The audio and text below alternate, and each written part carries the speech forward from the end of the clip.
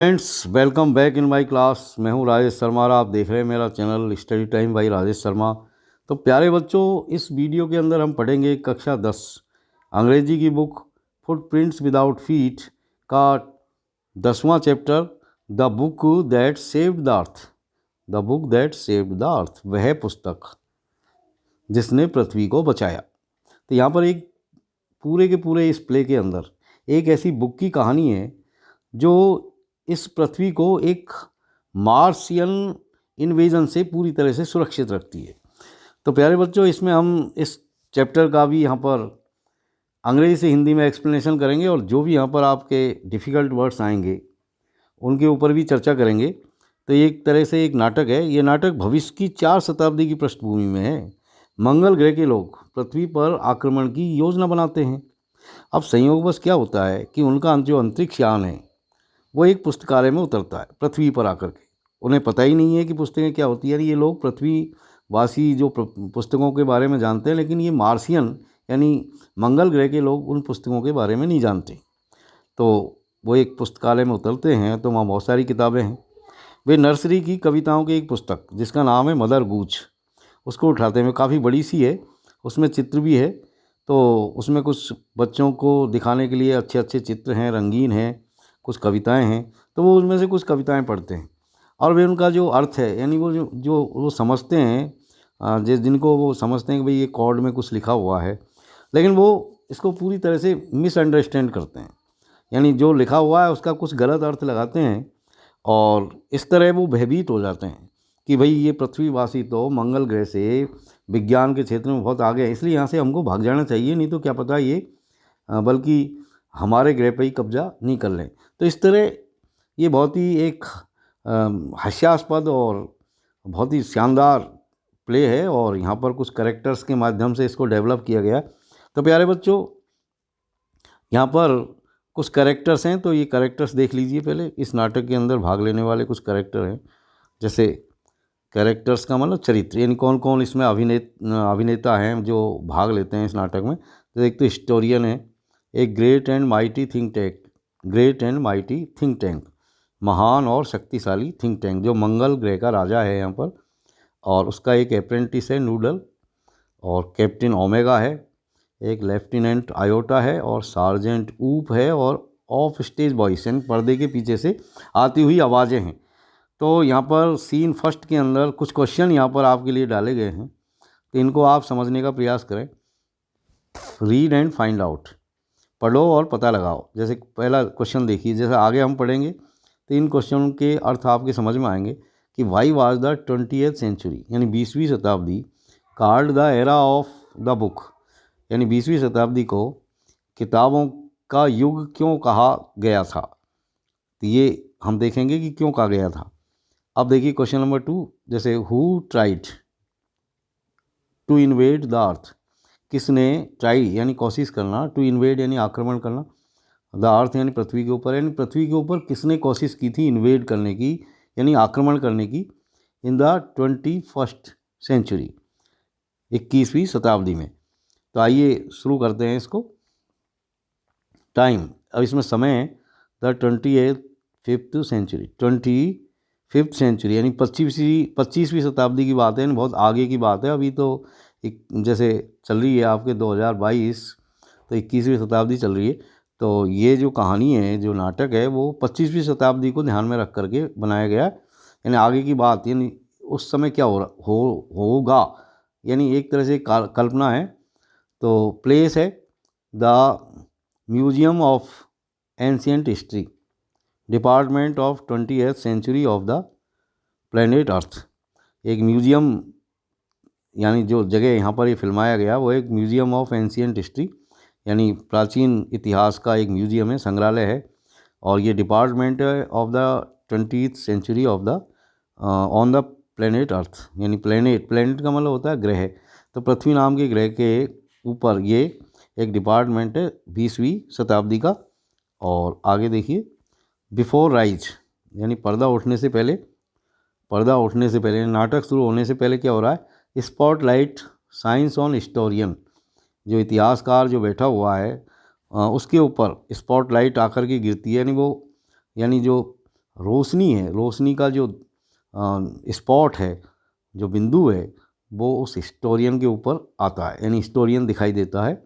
Who is sitting on A table, वो एक table पर बैठा हुआ है, डाउन राइट, नीचे दाईं ओर, on which is a movie projector, जिसके ऊपर एक मूवी दिखाने वाला प्रोजेक्टर है। A sign on an easel, easel के ऊपर यानी एक बोर्ड होता है जिसके ऊपर चित्र बने रहते हैं, यानी पर्दा जिसको आप कह सकते हैं। तो उसके ऊपर एक साइन, एक आकृति बनती है, बिसाइड हर रीड्स, उसके साथ साथ पढ़ते वक्त। और क्या लिखा हुआ है उस ईजल के ऊपर? ईजल के ऊपर क्या लिखा हुआ है देखिए आप। ईजल का मतलब होता है चित्र फलक, जिस पर चित्र दिखाई देते हैं। जैसे म्यूजियम ऑफ एंशियंट हिस्ट्री, यानी प्राचीन इतिहास का संग्रहालय, department of the 20th century. She stands and bows to audience, audience का मतलब होता है श्रोतागण, जो सुनने वाले हैं, जो दर्शक हैं, उनकी तरफ वो खड़ी होती है और सबको नमस्कार करती है सिर झुका करके। बोझ, बोझ का मतलब होता है सिर झुकाना। अब हिस्टोरियन यहाँ पर कहती है गुड आफ्टरनून, सभी को दोपहर का नमस्कार। Welcome to our museum of ancient history, हमारी प्राचीन इतिहास के म्यूजियम में आपका सभी का स्वागत है। And to my department curiosities of the good old far of 20th century, यानी वो कहती है कि आप सभी को गुड आफ्टरनून, और प्राचीन इतिहास के हमारे संग्रहालय और मेरे विभाग प्राचीन काल की अच्छी बहुत दूर छूट चुकी है, मैंने फार ऑफ 20वीं शताब्दी की उत्सुकता की चीज़ों में आपका स्वागत है। क्यूरियोसिटीज यानी उत्सुकता की चीज़ें, गुड ओल्ड यानी पुरानी और अच्छी। The 20th century was often called the era of the book, 20वीं शताब्दी को प्राय, ऑफन यानी प्राय, कॉल्ड यानी कहा जाता है, the era of the book यानी पुस्तकों का युग। इन दोज डेज, उन दिनों, there were books about everything, यानी उन दिनों में हर विषय के ऊपर पुस्तक थी। अभी 25वीं शताब्दी को की कल्पना की जा रही है, लेकिन ये 21वीं शताब्दी की बात कर रही है कि 21वीं शताब्दी को एरा ऑफ द बुक्स कहा जाता था और किताबें हर विषय पर उपलब्ध थी। फ्रॉम एंट ईटर्स टू जुलूस, यानी चींटी खोर से लेकर के जुलूस नाम के अफ्रीकन कबीलों के ऊपर। एंट ईटर का मतलब होता है एक ऐसा जानवर, एक इस तरह का एनिमल जो चींटियाँ खाता है, ant. Books taught people how to, किताबें पढ़ाती थी लोगों को, यानी किताबों से लोग सीखते थे हर चीज़ को। एंड हाउ टू यानी कैसे किया जाए, एंड व्हेन टू और कब, एंड वेयर टू और कहाँ, एंड व्हाई टू और क्यों, यानी ये सारी चीज़ों के जवाब जो है पुस्तकों से व्यक्ति लेते थे, सीखते थे। इसके अलावा पुस्तकें क्या करती थी? दे इलस्ट्रेटेड, हर चीज़ का वर्णन करती थी। एजुकेटेड, हर चीज़ को जो है शिक्षा देती थी। पंक्चुएटेड, व्यवस्थित करती थी। एंड इवन डेकोरेटेड, और यहाँ तक कि सजाती भी थी। But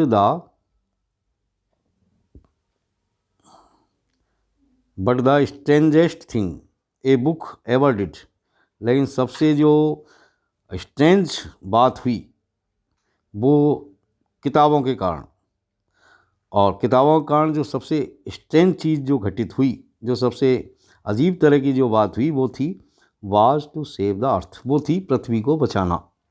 you haven't heard about the Martian invasion of 2040, 2040 में मार्सियन इन्वेजन यानी मंगल ग्रह के आक्रमण के बारे में तुमने नहीं सुना है।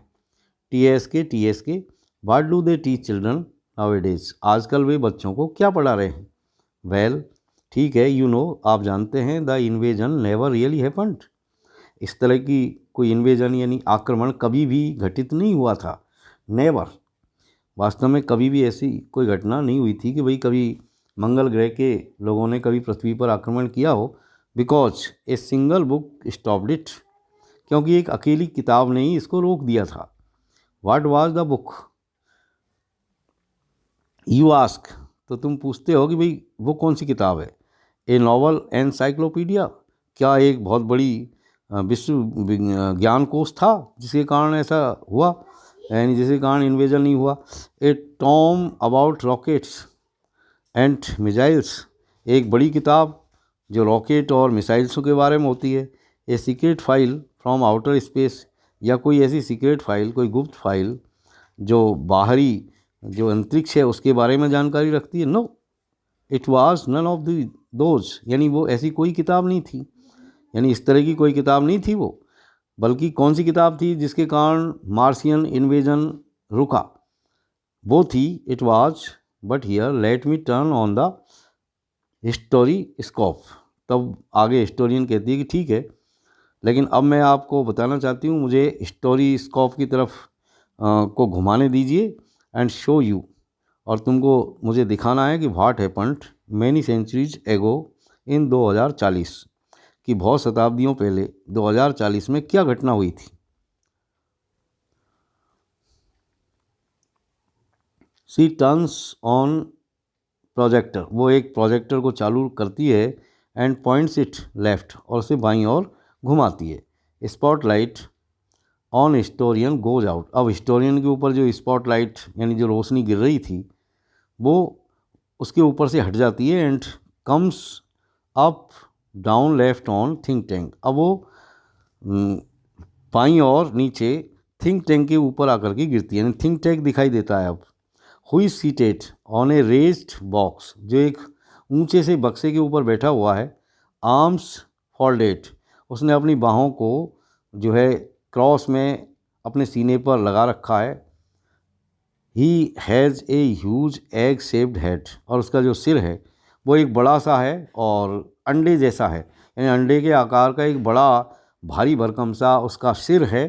And he bears a long robe, और उसने एक लंबा जो है पहन रखा है रॉब, एक पोशाक, decorated with stars and circles, और उस पोशाक के ऊपर तारे यानी सितारे और सर्कल्स जो है बने हुए हैं, उनसे सजा हुआ है वो उसकी पोशाक, यानी उसका कपड़ा जो पहन रखा है उसने चोंगा। Apprentice noodle stands beside him, और उसका जो अप्रेंटिस है, जो प्रशिक्षु है नूडल नाम का, वो उसके बिल्कुल बगल में, बिसाइड यानी बगल में खड़ा हुआ है। At an elaborate switchboard, और उसके सामने एक विस्तार यानी बड़ा सा स्विच बोर्ड रखा हुआ है, यानी बहुत सारे बटन है उसमें। A sign on an easel reads, अब ईजल के ऊपर, चित्रफलक के ऊपर कुछ लिखा हुआ है, और वो क्या लिखा हुआ है, वो इस तरह लिखा हुआ है, Mars space control great and mighty think tank. Mars space control यानी मंगल ग्रह का अंतरिक्ष नियंत्रण केंद्र, और महान और शक्तिशाली think tank, commander in chief जो कि वहाँ का राजा है, वो लो बिफोर एंट्रिंग, और वो सिर झुकाता है बिफोर एंट्रिंग यानी आने से पहले, प्रवेश करने से पहले। कौन कौन सिर झुकाता है? यहाँ पर बात हो रही है प्रशिक्षु, जो उसका प्रशिक्षु है, जो जिसका इसमें वर्णन आया था, और प्रशिक्षु का नाम आपने देखा इसमें। तो उसका जो प्रशिक्षु है वो जो है सिर झुका करके अंदर आता, कहने का मतलब वो पर्दे पर आता है, और उसका नाम है प्रशिक्षु नूडल। तो नूडल जो है सिर झुका करके अभिवादन करता है।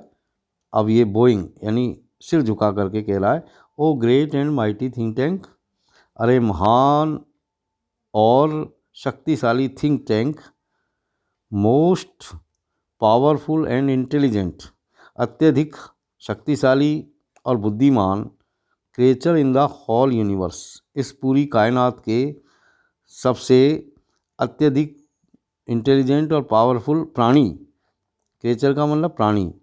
व्हाट आर योर ऑर्डर्स, आपके आदेश क्या हैं?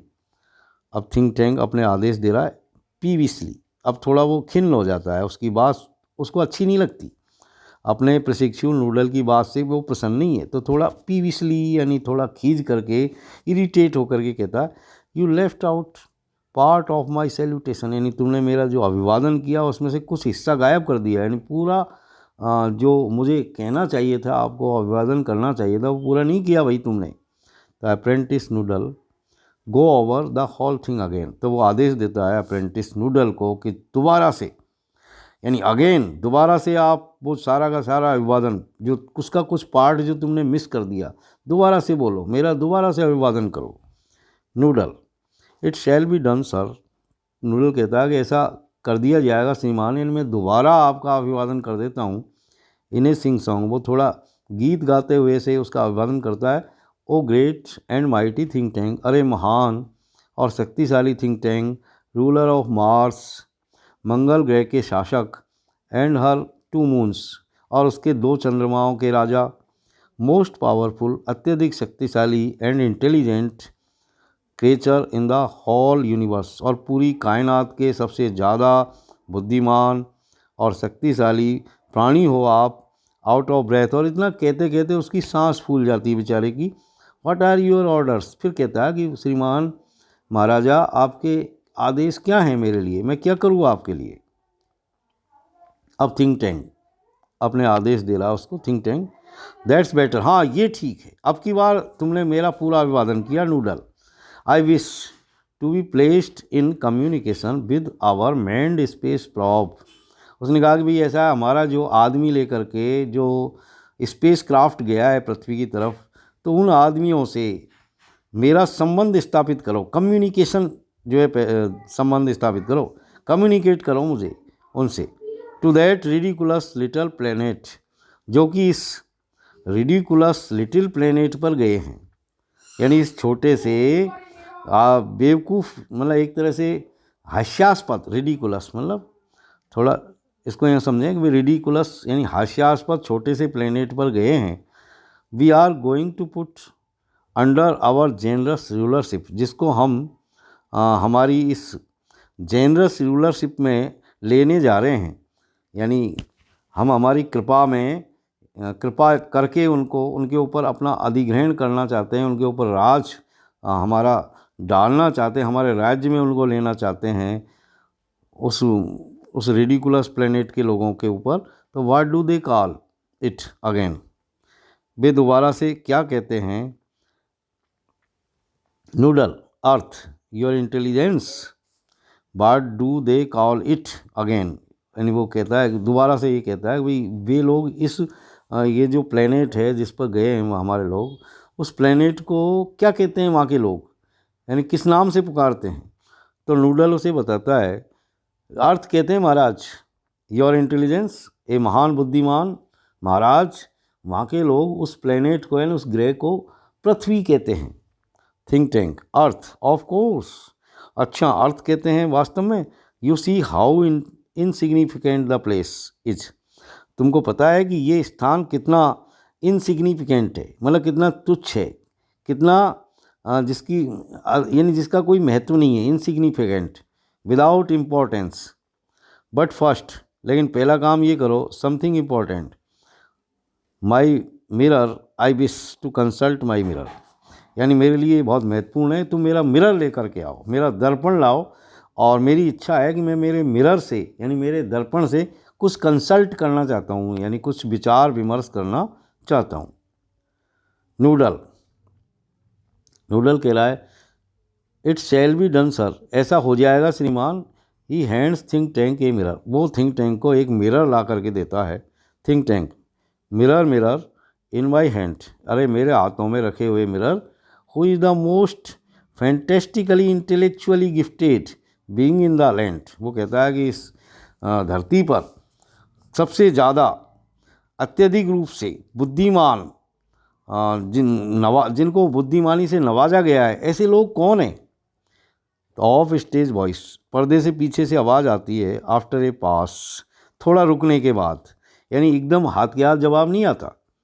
यानी जब वो पूछता है थिंक टैंक, भाई तू मुझे बता कि इस धरती पर सबसे ज़्यादा बुद्धिमान, अत्यधिक रूप से बुद्धिमान कौन है, तो थोड़ा सा रुक करके आवाज़ आती पर्दे के पीछे से, यू सर, आप हैं श्रीमान। थिंक टैंक, अब थिंक टैंक को ये भी बात पसंद नहीं आई कि भाई आवाज़ हाथ के हाथ क्यों नहीं आई, जवाब क्यों नहीं मिला। तो वो स्मैकिंग द मिरर, यानी मिरर पे गुस्सा करता है, उसको थोड़ा मसकता है, स्मैक करता है। Quicker, answer quicker next time, उससे कहता है जल्दी और ज़्यादा जल्दी, और अगली बार मेरे प्रश्न का जवाब तुरंत दिया कर। I hate a slow mirror, धीमी, यानी बहुत स्लो मिरर से मुझे घृणा है, यानी धीमा जवाब देना, यानी देर लगाना जवाब देने में, उससे मुझे वो चीज़ मुझे अच्छी नहीं लगती, मतलब मुझे हेट है ऐसे जवाब से जो बहुत लेट आता है। ही एडमायर्स हिमसेल्फ, और वो अपनी ही प्रशंसा करता है इन द मिरर, अपने शीशे में देख करके, दर्पण में देख के। देयर आई एम, देखो मैं हूँ। Are we Martians not a handsome race, क्या हम मंगल ग्रह के वासी सुंदर प्रजाति के नहीं हैं? सो मच मोर अट्रैक्टिव, हम तो बहुत ज़्यादा अट्रैक्टिव हैं, आकर्षक, बहुत ज़्यादा आकर्षक हैं। देन दोज अगली अर्थलिंग्स, उन अगली अर्थलिंग से, उन गंदे पृथ्वीवासियों से। विद देयर टिनी हेड्स, जिनके सिर बहुत छोटे हैं। Noodle you keep on, noodle you keep on exercising your mind, फिर वो नूडल से कहता है कि नूडल तू अपने इस सिर को, यानी दिमाग को ज़्यादा इस्तेमाल किया कर।